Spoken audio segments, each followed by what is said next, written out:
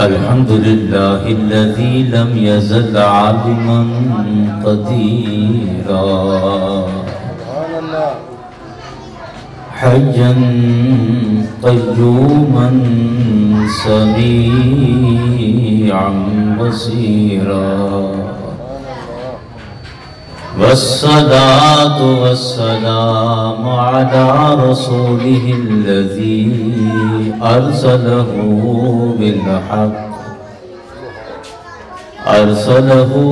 بالحق بشيرا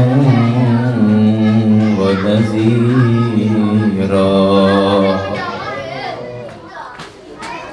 وعلى آله وأصحابه كثيرا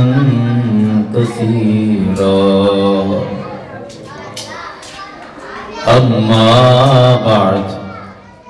فأعوذ بالله من الشيطان الرجيم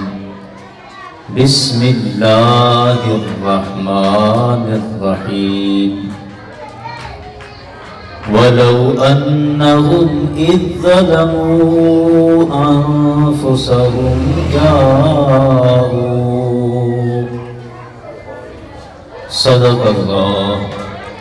صدق الله العظيم وصدق رسوله النبي الكريم الأمين إن الله وملائكته يصلون على النبي يا أيها الذين آمنوا صلوا عليه وسلموا تسليما بلند واسق کے پڑھ لیں الصلاة والسلام عليك يا رسول الله الصلاة والسلام عليك يا نبي الله الصلاة والسلام عليك يا شفيع المذنبين وعلى آلك وأصحابك يا رحمة للعالمين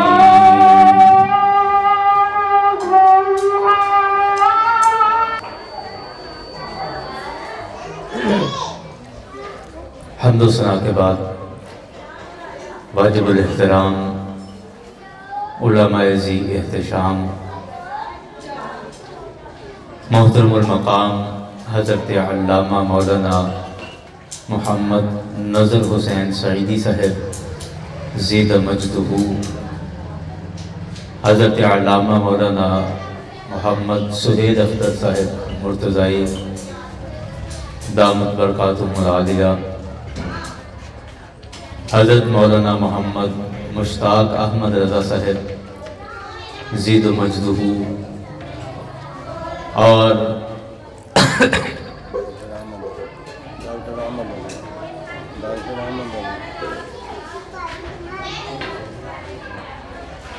آج کی محفل کے میزبان جناب محترم محمد بشیر احمد رحمانی صاحب، محترم جناب ڈاکٹر رحمت علی صاحب، علی احمد صاحب، اور ڈاکٹر ذیشان احمد چاند صاحب، چودھری فقیر حسین صاحب، محترم علامہ قاری محمد یاسین نقشبندی صاحب، آپ تمام احباب اللہ اور اس کے رسول کے ذکر میں جمع ہیں، اور آپ احباب جانتے ہیں کہ آج کی یہ پروقار تقریب ہمارے نہایت محسن برادر اکبر محترم جناب ڈاکٹر منیر حسین مصطفی صاحب عمرے پہ تشریف لے کے جا رہے ہیں، اور اس عنوان سے انہوں نے آج محفل کا انتظام کیا ہے۔ آپ دعا کریں کہ رب کائنات ان کے سفر میں آسانی فرمائے، اور جس نیک مقصد کے لیے جا رہے ہیں اللہ تعالیٰ اسے اپنی بارگاہ میں قبول فرمائے۔ سامعین ذی وقار، سرکار کے روضے پر جانا، رب کائنات کے گھر جانا، یہ اتنا بڑا اعزاز ہے کہ میرا خیال ہے کہ ہر مسلمان اپنی زندگی میں جہاں وہ اپنے بچوں کی خواہش کرتا ہے، اولاد ہے تو اولاد کی فرما برداری کی خواہش کرتا ہے، مال و دولت کی خواہش کرتا ہے، گھر مکان کی خواہش کرتا ہے، ہر مسلمان کے دل کی حسرت ہے، وہ بھلے وسائل رکھتا ہے یا وسائل اس کے پاس نہیں ہیں، ہر مسلمان اس کا خواہش مند ضرور ہے کہ زندگی میں کم از کم ایک دفعہ ہی رب کائنات کے گھر حاضری ہو جائے اور در مصطفیٰ پر حاضری ہو جائے۔ اور میرے مصطفیٰ کے در پر حاضر ہونا، اللہ کے گھر میں حاضر ہونا، یہ اتنا بڑا اعزاز ہے۔ جناب تشریف لے آؤ، آگے تشریف لے آؤ۔ یہ اتنا بڑا اعزاز ہے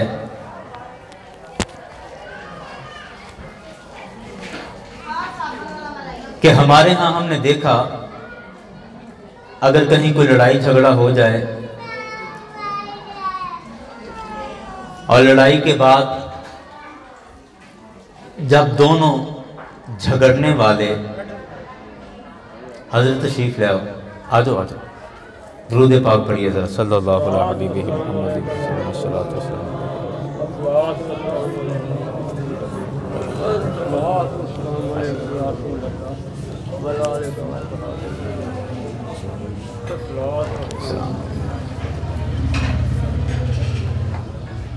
بیٹھ کر رہا تھا کہ جب کہیں لڑائی جھگڑا ہو جائے، اب بیچ میں کوئی سمجھدار بندے آ جاتے ہیں کہ بھی صلح کر لو۔ اب صلح کے چکر میں جب ایک پارٹی، ایک جانب کے لوگ دوسری پارٹی کے گھر چلے جائیں، اس کے دروازے پر چلے جائیں اور اس کا دروازہ بجا کے جب وہ باہر آئے تو اس سے کہیں کہ یار منڈے لڑ پے سی، لڑائی جھگڑا ہو گیا، نہیں سی ہونا چاہیے تھا، بری گل ہے، ماڑی ہوئی، لیکن ساڈے منڈے دی غلطی ہے یا تواڈے منڈے دی غلطی ہے، گل جو بھی ہے، تو ہون اسی چل کے تواڈے بوہے تے آ گئے ہیں، چل کے تواڈے دروازے تے آ گئے ہیں، اے ساڈا منڈا بھی نال ہے، جے بدلہ لینا جے تے منڈا حاضر ہے، جو تواڈا جی چاہتا ہے تو بدلہ لے لو، تے جے گل ختم کرنی ہے، گل نبیڑنی ہے، تے اسی تواڈے بوہے تے آ گئے، جو دل چاہتا جے کر لو۔ ایسے ہی ہے نا؟ اب کوئی بھی غیرت والا بندہ ایسے موقع پر بدلہ نہیں لیتا، کوئی بھی عزت والا بندہ ایسے موقع پر بدلہ نہیں لیتا۔ وہ کہتا ہے کہ یار گل تو بڑی وڈی سی، تواڈے منڈے نے زیادتی کیتی ہے اور ساڈے ارادے تو بڑے خطرناک سی، اسی تو چاہ رہے سا کہ اسی تھانے جاندے، فلاں کردے، اس طرح ہوندا اس طرح ہوندا، لیکن ہن کی کریے، تسی چل کے ساڈے بوہے تے آ گئے جے، تے ہن پھر اگلی گل کریاں سانوں شرم آندی ہے، بس ٹھیک ہے ہن تسی گھر آ گئے ہو تے ساری گل اسی ختم کرنے ہیں، دلی طور تے اسی معاف کرنے ہیں، جفی پاؤ تے آج تو اپنی صلح ہے۔ یہی ہے نا؟ تو جب ایک عام بندہ عقل والا ہو صحیح، غیرت والا ہو صحیح، اس کے دروازے پہ جب چل کے بندہ پہنچ جائے تو وہ ساری غلطیاں اور ساری خطائیں معاف کر دیتا ہے، ساری ناراضگیاں ختم کر دیتا ہے۔ تو مجھے بتائیں کہ سب سے غیرت والی میرے رب کی ذات ہے۔ تو جب بندہ اپنے آپ کو اپنے رب کے گھر، اپنے رب کی دہلیز پر پیش کر دیتا ہے کہ مولا گنہگار ہوں، نمازوں کی کوتاہی بھی میرے پاس ہے، روزوں کی کوتاہی بھی میرے پاس ہے، الغرض حقوق العباد میں بھی کمی بیشی ہو گئی، حقوق اللہ میں بھی کوتاہی ہوتی رہی، 50 سال کا گنہگار ہوں، 40 سال میں نے گناہوں میں گزار دیے، بہت بڑا مجرم ہوں، بہت بڑا قصوروار ہوں، لیکن یا اللہ اب تو تیرے دروازے پر آ گیا ہوں، یا اللہ اب تو تیری دہلیز پر آ گیا ہوں، اب تو تیرے گھر میں آ گیا ہوں، اب اپنے آپ کو میں نے سرنڈر کر دیا ہے، خود کو تیرے گھر میں پیش کر دیا ہے، اب جیسا تیرا جی چاہے مولا، اگر تیرا جی چاہتا ہے بدلہ لینے کا، سزا دینے کا، تو مولا میں تب بھی حاضر ہوں، اگر معاف کر دے تو میں تیرا بندہ ہوں۔ یاران گرامی، جب ایک عام آدمی اس کے دروازے پر چلے جائیں تو وہ ساری غلطیاں اور سارے ظلم معاف کر دیتا ہے، تو جب اس نیت کے ساتھ بندہ اپنے رب کے دروازے پر چلا جاتا ہے، رب کی دہلیز پر چلا جاتا ہے، خدا کے گھر خود کو پیش کر دیتا ہے اور عرض کرتا ہے مولا اتنے سال کے گناہ ہیں، مجرم بہت بڑا ہوں، لیکن اب اپنے آپ کو تیرے گھر میں پیش کر دیا ہے، تو میرا یہ یقین اور ایمان ہے کہ اس نیت کے ساتھ جب رب کے گھر بندہ حاضر ہو جاتا ہے تو میرا رب ساری خطائیں معاف کر دیتا ہے اور اپنی رحمت کی آغوش میں میرا رب لے لیتا ہے۔ میرا رب پھر ان گناہوں پر سزا نہیں دیتا، معاف کر دیتا ہے کہ اب بندہ چل کے میرے پاس آ گیا ہے، اب میں اس کو کیا کہوں، اب چل کے میرے دروازے پر آ گیا ہے، اگرچہ خطائیں اس کی بڑی تھی، گناہ اس کے بڑے تھے، غلطیاں اس کی بڑی تھی، اب آ گیا ہے چل کے، تو اب اللہ تعالیٰ خطائیں معاف کر دیتا ہے۔ اس لیے میرے کریم آقا صلی اللہ علیہ وسلم نے ارشاد فرمایا کہ جب کوئی بندہ حج کر لیتا ہے تو وہ حج کر کے جب واپس آتا ہے تو اس بندے کی حیثیت اور کیفیت بالکل اسی بچے کی طرح ہوتی ہے جس بچے کی آج ہی ولادت ہوئی ہے، کہ اس کے ذمے کبھی کوئی گناہ نہیں رہتا ہے، کبھی کوئی گناہ نہیں رہتا۔ یاران گرامی، وقت ہمارے پاس بالکل مختصر ہے اور میں چاہ رہا تھا کہ اور بھی کافی بات ہو، لیکن میں اب بات اس طرف نکل گئی ہے تو میں اسی پر ایک اور بات عرض کر کے بات کو سمیٹ دیتا ہوں کہ ہماری زندگی کے اندر یہ توجہ طلب باتیں ہیں کہ ہماری زندگی کے اندر ہمیں کئی طرح کے اشارے ملتے ہیں، جیسے علم معاشیات کے ماہر یہ بات کہتے ہیں کہ موقع انسان کو ساری زندگی نہیں ملتا، یا زندگی میں موقع ملتے نہیں رہتے، موقع ایک آدھ دفعہ ملتا ہے، اب بس اپنی اپنی قسمت ہے، جو بندہ اس موقع سے فائدہ اٹھا جائے وہ اپنی پوری زندگی کامیاب گزار لیتا ہے، دنیاوی بات ہو رہی ہے، اور جو بندہ اس موقع کو ضائع کر دے تو دوبارہ پھر زندگی میں موقع ملنا بڑا مشکل ہو جاتا ہے، تو موقع یہ ایک آدھ دفعہ ہی ہوتا ہے۔ تو ہماری روزمرہ کی زندگی میں ہمیں اللہ تبارک و تعالیٰ کی طرف سے بہت سارے موقع ملتے ہیں، کئی دفعہ رب کی طرف سے ہمارے دل پر دستک ہوتی ہے، ہمارے دل پر اشارہ کیا جاتا ہے، لیکن اب بات وہی ہے کہ ہم اس موقع کو ضائع کر دیں یا اس موقع سے فائدہ اٹھا لیں۔ جس بندے نے اس موقع سے فائدہ اٹھا لیا وہ بندہ اس دنیا میں بھی کامیاب ہو جاتا ہے اور آخرت میں بھی کامیاب ہو جائے گا، اور جس بندے نے اس موقع کو محض اتفاق سمجھ کے ضائع کر دیا تو اب وہ بندہ پھر دوبارہ بہت مشکل ہے کہ وہ موقع ملے۔ مثال کے طور پر اگر کبھی رات کی تنہائی میں آپ بیٹھے ہیں اور دل میں خیال آ رہا ہے اپنے ماضی کو، اپنے گزرے وقت کو یاد کر کے کہ یار بڑی زندگی گزار لی ہے، بڑی غفلتیں ہو گئیں، بڑی سستیاں ہو گئیں، اب تو مجھے پلٹ کر آ جانا چاہیے، اب تو لوٹ کے آ جانا چاہیے، تو آپ سمجھ لیں کہ دل میں یہ خیال آنا بھی رب کی طرف سے ایک دستک ہے، ایک وہ تمہارا دروازہ کھٹکھٹا رہا ہے، گویا کہ وہ رب تمہیں بلا رہا ہے کہ میری رحمت کی طرف پلٹ کر آ جاؤ، میری بارگاہ کی طرف پلٹ کر آ جاؤ۔ اس خیال کو بھی ضائع نہ جانے دیں، اس خیال کو بھی اتفاق سمجھ کے کہ نہیں یہ تو آتا ہی رہتا ہے، بس ایویں ذہن چاہ گئی سی، بس ایویں دل سے گالا گیا، نہیں نہیں نہیں، یہ کوئی اتفاق نہیں ہے، یہ رب کی رحمت ہے جو تمہیں بلا رہی ہے، یہ رب کی رحمت ہے جو تمہیں آواز دے رہی ہے۔ اسی طرح ان موقعوں میں سے ایک موقع رب تعالیٰ کے گھر میں حاضری کا ہے، روضہ رسول پر حاضری کا ہے، جس بندے کو عمرے کی سعادت نصیب ہو رہی ہے، جس بندے کو حج کی سعادت نصیب ہو رہی ہے، میں سمجھتا ہوں کہ وہ اس کو اتفاق نہ سمجھ لے کہ جی میں حج تاں کر رہا ہوں، میری کمیٹی نکل آئی سی تاں حج سے جا رہے ہیں، میرا پلاٹ واہ وک گیا سی تاں میں عمرے تے جا رہا ہوں، نہیں نہیں نہیں، حج اور عمرے کا تعلق یا روضہ رسول پر حاضری کا تعلق، رب کی بارگاہ میں حاضری کا تعلق ہمارے وسائل کے ساتھ نہیں ہے، ہماری کمیٹیوں اور جائیدادوں اور پلاٹوں کے ساتھ نہیں ہے۔ رب کی بارگاہ میں اگر تمہیں حاضری کا موقع مل رہا ہے، روضہ رسول پر حاضری کا موقع مل رہا ہے، روضہ رسول سے بلاوا آ رہا ہے، رب کے گھر سے بلاوا آ رہا ہے، تو میں سمجھتا ہوں کہ اسے اتفاق نہ سمجھیں، یا اسے اپنی دولت کا کمال نہ سمجھیں، یا اسے اپنے وسائل کا کمال نہ سمجھیں، بلکہ سمجھیں کہ یہ رب کی طرف سے مجھے بلاوا آ رہا ہے، یہ مجھے آواز دی جا رہی ہے کہ پلٹ کر آ جا اپنی اصل کی طرف، یہ مجھے توجہ دلائی جا رہی ہے کہ اب لوٹ کے آ جا، اب لوٹ کے آ جا، اب لوٹ کے آ جا۔ یہ مجھے میری زندگی میں موقع دیا جا رہا ہے کہ میں اپنے سارے معاملات کو چھوڑ کر اور اپنے رب اور اپنے حبیب علیہ السلام کے ساتھ اپنے معاملے سیدھے کر لوں۔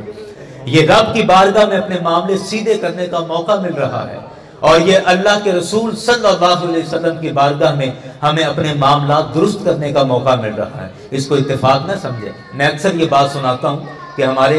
میرے کلاس فیلو تھے نوید خان صاحب حیدرآباد میں، ان کے والد صاحب حج پر جا رہے تھے، عبد الکریم خان ان کا نام تھا، بڑے بزنس مین آدمی تھے، بڑے کاروباری آدمی تھے۔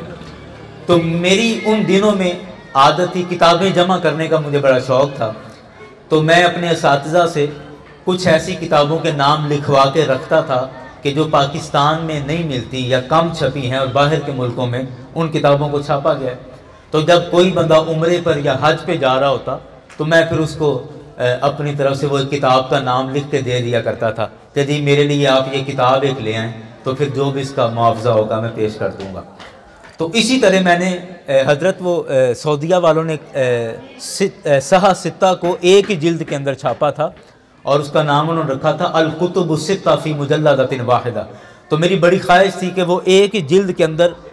6 کتابیں حدیث کی تھیں، تو مجھے یہ تھا کہ میں آسانی سے دارالعلوم لے بھی جایا کروں گا اور اٹھا کے ان کو لے بھی آیا کروں گا۔ تو میں نے ان کو وہ نام لکھ کے دیا کہ چچا یہ میرے لیے آپ حج پر جا رہے ہیں تو یہ الکتب الستہ فی مجلدۃ واحدہ یہ کتاب ہے، تو یہ میرے لیے آپ صحہ ستہ کا سیٹ ہے، یہ لیتے آئیے گا۔ انہوں نے کہا کہ میں اپنے بیٹے کے لیے بھی لے آؤں، میں کہا ہاں جی وہ بھی میرے ساتھ ہی پڑھتا ہے تو اس کے لیے بھی لے آئے تو اس کو بھی کام آئے گا۔ اس نے کہا ٹھیک ہے، وہ لے آیا، گیا مطلب سارا کچھ کر کرا کے لے آیا۔ جب واپس آئے مجھے پتا چلا کہ وہ حج سے آ گئے ہیں، تو میں ان کے پاس گیا اور ملاقات بھی کی۔ انہوں نے مجھے وہ کتاب دکھائی، جی یہ کتاب تھی جو آپ نے منگوائی ہے؟ میں نے کہا جی یہی منگوائی ہے۔ اس کتاب کے اندر انہوں نے اس کا بل رکھا ہوا تھا، مجھے کہتے ہیں کہ یہ 330 ریال کی یہ کتاب تھی، تو میں نے 30 ریال ان سے چھڑوا لیے تھے اور یہ 300 ریال کی یہ کتاب آئی ہے۔ تو میں نے کہا جی ٹھیک ہے۔ میں نے وہ موبائل سے کیلکولیٹر نکال کے اس کا تب 28 روپے کا یا 29 روپے کا ایک ریال تھا، میں نے وہ حساب لگایا تو وہ 8000 اور کچھ روپے بنے۔ تو میں ان کو نکال کے وہ پیسے دینے لگا تو مجھے کہتے نہیں آپ یہ مجھے پیسے نہ دیں، میں یہ کتاب 300 ریال کی خرید کے لایا ہوں، تو آپ یہ 300 ریال مجھے دیں، مجھے پاکستانی کرنسی نہ دیں۔ اب مجھے لگا کہ یہ پٹھان بندہ ہے جہاں اس کی سوئی اٹک گئی، تو اب یہ خام خواہ ایک بات پہ ضد کر رہا ہے، یہ بھی تو پیسے ہی ہیں اور میں پورے پیسے دے رہا ہوں، کوئی تھوڑے تو نہیں دے رہا۔ خیر میرے دل میں تھوڑا ایسے ہی رنج آیا یا ناراضگی آئی کہ بھی خام خواہ یہ ضد کر رہا ہے، ورنہ میں 300 ریال کہاں سے کروا کے لاؤں، مجھے کیا پتا کہاں سے ہوتے ہیں، میرے لیے نیا شہر ہے۔ خیر میں نے کہا چل میں جا کے رکھتا ہوں، وہ ہفتہ گزرے گا یا خود ہی کہے گا چل لے آیا ہی دے دے۔ تو میں چلا گیا، ایک ہفتہ گزرا یا اس سے کچھ دن اوپر کو نیچے ہوں گے، اس نے پھر مجھے فون کیا، کہتا جی آپ آئے نہیں دوبارہ۔ میں نے کہا جی آپ کی امانت اسی طرح میرے پاس رکھی ہے، وہی پیسے ہیں میرے پاس، آپ لے لیں تو مجھے دے دیں۔ تو کہتا چلو ٹھیک ہے آ جاؤ۔ میں ان کے گھر گیا تو اس نے اپنے بڑے بیٹے کو میرے ساتھ بھیجا، کہتا جنید آپ اس کے ساتھ جائیں، اور اس کو پتہ نہیں، اس کو سمجھ نہیں آ رہی میں کیا کہہ رہا ہوں، اس کو سمجھ نہیں آ رہی میں کیا کہہ رہا ہوں، تو آپ اس کے ساتھ جائیں اور چھوٹکی گٹی ایک بازار تھا وہاں چلے جائیں اور یہ پیسے وہاں سے تبدیل کروا کے اور ریال لے کر آئیں۔ ہم وہاں پر گئے، وہ جتنے بھی پیسے لگے وہ 300 ریال ہم لے آئے، لا کے نا تو میں نے بڑی طنز کرتے ہوئے یا مذاق کرتے ہوئے اس کو کہا، میں کہا لیں چچا آپ کا 300 ریال آ گیا۔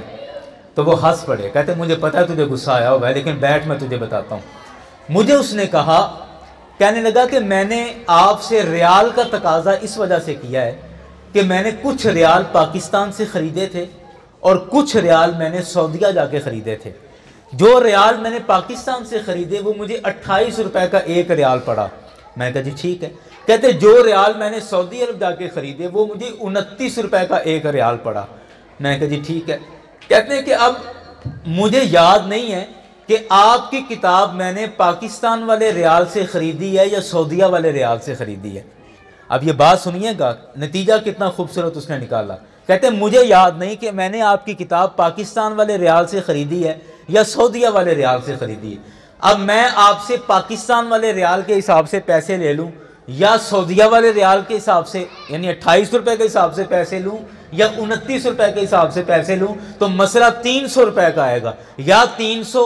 آپ کا میری طرف آ جائے گا یا میرا آپ کی طرف چلا جائے گا۔ کہتے ہیں اگر میرا 300 آپ کی طرف چلا جائے تو کوئی بات نہیں، آپ میرے بیٹوں کی طرح ہو، تو آپ ویسے بھی طالب علم ہو، آپ کی طرف چلا جائے گا تو مجھے کوئی فرق نہیں پڑتا۔ لیکن خدا نہ خواستہ اگر آپ کا 300 روپیہ میرے طرف آ گیا،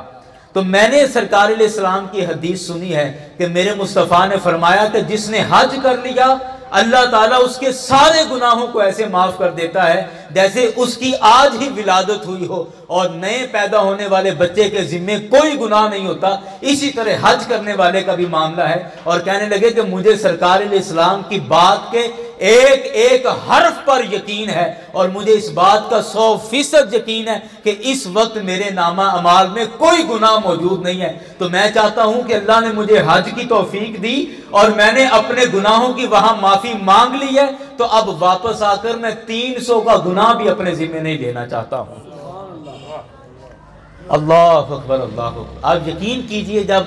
انہوں نے عبد الکریم خان صاحب نے یہ بات میرے سامنے رکھی، میں اپنے آپ پر اتنا شرمندہ ہوا کہ میں کیا سوچ رہا تھا اور انہوں نے کتنی آگے کی بات سوچ رکھی ہے، اور یہاں تک تو ابھی ہمارا خیال بھی نہیں پہنچ رہا جتنی بڑی سوچ انہوں نے سوچ رکھی ہے۔ تو یاران گرامی، بات عرض کرنے کا مقصد یہ ہے کہ عمرے پر جانا، حج پر جانا، یہ گویا کہ ہماری زندگی کے اندر ایک ٹرننگ پوائنٹ آتا ہے، یہ ایک انقلابی موڑ ہے ہماری زندگی کا۔ اگر ہم اس سے فائدہ اٹھا لیں اور سمجھ جائیں کہ میرا رب مجھے اپنے گھر بلا رہا ہے، میرے مصطفیٰ اپنے در دولت پر بلا رہے ہیں، تو یہ ایسے نہیں بلا رہے، اس کا مطلب وہ مجھے معاف کرنا چاہتے ہیں، اسی لیے بلا رہے ہیں۔ وہ میرے گناہوں کو معاف کرنا چاہتے ہیں، مجھے اپنے قریب کرنا چاہتے ہیں، اسی وجہ سے تو بلا رہے ہیں۔ اور جب عمرے سے آئیں یا حج سے واپس آئیں تو میں سمجھتا ہوں کہ یہ یقین کر لینا چاہیے کہ اب میرے نامہ اعمال میں کوئی گناہ نہیں ہے۔ میں کچھ عمرے کی وجہ سے میرے گناہ معاف ہو گئے، اور کچھ میں رب کے گھر جا کے جو رب سے معافی مانگ چکا ہوں، میں سرکار کے در پر جا کر جو میرے مصطفیٰ کو واسطہ بنا کر رب سے معافی طلب کر چکا ہوں، اب میں واپس آ گیا تو اب میرے ذمے کوئی گناہ نہیں ہے۔ تو آج کے بعد مجھے اپنی زندگی ایسے گزارنی ہے کہ جیسے مجھے دوبارہ سے زندگی جینے کا موقع ملا ہو، کہ اب میرے نامہ اعمال میں کوئی گناہ نہیں ہے، تو میں نے اپنی بقیہ زندگی کو گناہوں سے پاک گزارنا ہے۔ تو یہ ایک بڑا خوبصورت موقع ہوتا ہے کہ ہم اپنی زندگیوں کو بدل لیں، ہم اپنی زندگیوں کو بدل لیں اور گمراہی کا رستہ چھوڑ کر ہدایت کی طرف آ جائیں، ظلمت کا رستہ چھوڑ کر روشنی کی طرف آ جائیں۔ اور اگر ہم نے اس حج کو اور عمرے کو محض اتفاق ہی سمجھا کہ ساری دنیا جاندی ہے تو میں بھی چلا گیا، میرے کو 4 آنے آئے تھے میں بھی ٹوڑ گیا، اگر آپ اس کو اتفاق سمجھیں گے تو میں سمجھتا ہوں کہ یہ عمرہ نہیں، یہ محض آپ کا سیر سپاٹا تھا، یا آپ کہہ لو کہ سعودیہ کا ٹور کر کے آئے ہیں، باقی یہ عمرہ حج نہیں تھا۔ عمرہ حج آپ، میں سمجھتا ہوں کہ ہمارے بعض بزرگ فرماتے ہیں نا کہ جی ہمیں کسی کے پوچھنے پر کوئی سوال پوچھے کہ جی ہمیں کیسے پتہ چلے گا کہ جو ہم نے عبادت کی ہے یہ عبادت اللہ کی بارگاہ میں قبول ہو گئی ہے یا نہیں ہوئی، یہ ہمیں کیسے پتہ چلے؟ ہمارے پاس تو کوئی اس کا سینسر بورڈ نہیں ہے، ہمارے پاس تو کوئی اس کا سکینر نہیں ہے، ہمیں کیسے پتہ چلے گا کہ جو عبادت ہم کر کے آ رہے ہیں وہ عبادت قبول ہوئی ہے یا نہیں؟ تو بزرگ فرماتے ہیں کہ اس کا بہترین طریقہ یہی ہے کہ وہ عبادت کرنے کے بعد یا وہاں سے واپس آنے کے بعد اگر آپ اپنے آپ میں کچھ تبدیلی محسوس کریں، خود کے اندر ایک بدلاؤ محسوس کریں، یا اپنی باطنی کیفیت پہلے سے بہتر یا خود سے بہتر آپ محسوس کرتے ہیں، تو پھر یقین کر لیں کہ اللہ نے اس عبادت کو آپ سے قبول فرما لیا ہے۔ اور اگر وہی کیفیت تھی جو اس عبادت سے پہلے آپ کی کیفیت تھی، عبادت کے بعد بھی وہی کیفیت رہی، تو پھر سمجھیں کہ یہ عبادت نہیں ہوئی، یہ محض سیر سپاٹا ہوا ہے۔ باقی اللہ کی بارگاہ میں دعا ہے کہ رب کائنات ہمیں زندگیوں میں کم از کم ایک دفعہ اپنے اور اپنے حبیب کے در کی حاضری ضرور نصیب فرمائے، اور ہمیں اپنے در کی حاضری اور اپنے حبیب کے روضے کی حاضری کے صحیح ثمرات اللہ تعالیٰ سمیٹنے کی توفیق عطا فرمائے کہ اس حاضری کے بعد پھر ہماری زندگی بدل جائے، ہمارے دل کی کایا پلٹ جائے۔ بہت ساری باتیں ہیں کرنے کی جو جی میں آ بھی رہی ہیں، ذہن میں بھی آ رہی ہیں، لیکن یاران گرامی ان ساری باتوں کو کرنے کے بعد بھی نتیجہ یہی نکلے گا جو ابھی میں نے آپ کے سامنے پیش کر دیا ہے کہ ان عبادات کو یا ان حج اور عمرے جیسی سعادتوں کو محض اتفاق نہ سمجھا کریں، بلکہ یہ ہماری زندگی بدلنے کا بہترین ذریعہ اور سبب ہے، اور ان کے سبب اپنے آپ کو بدلنے، پھر ہی صحیح معنوں میں آپ اس کے فائدے حاصل کر سکیں گے، اس کے ثمرات حاصل کر سکیں گے۔ رب کائنات کی بارگاہ میں دعا ہے کہ رب کائنات ہمیں اپنے اور اپنے حبیب کے گھر کی حاضری نصیب فرمائے، اور ہمارے ڈاکٹر صاحب بہت محبت والے، اور میں سمجھتا ہوں کہ اپنے دنیاوی اور زندگی کے معاملات انہوں نے اللہ اور اس کے رسول کی بارگاہ میں حتی الامکان وہ معاملات صحیح رکھنے کی کوشش کرتے ہیں۔ زکوٰۃ کا معاملہ ہو، صدقات کا معاملہ ہو، نماز کا معاملہ ہو، بڑی پابندی کے ساتھ اپنے فرائض اور اپنے معاملات پورے کرتے ہیں۔ اللہ تبارک و تعالیٰ نے ان کو یہ سعادت عطا کی ہے۔ اللہ تعالیٰ اس عمرے کی برکت سے ان کو بھی اور ان کی اہلیہ ہماری بہن ہے ان کو بھی اللہ تعالیٰ ان کے درجے بلند فرمائے، ان کے روحانی درجے، روحانی مراتب اس دنیا کی زندگی میں اللہ تعالیٰ بلند کرے۔ آمین وما علینا الا البلاغ۔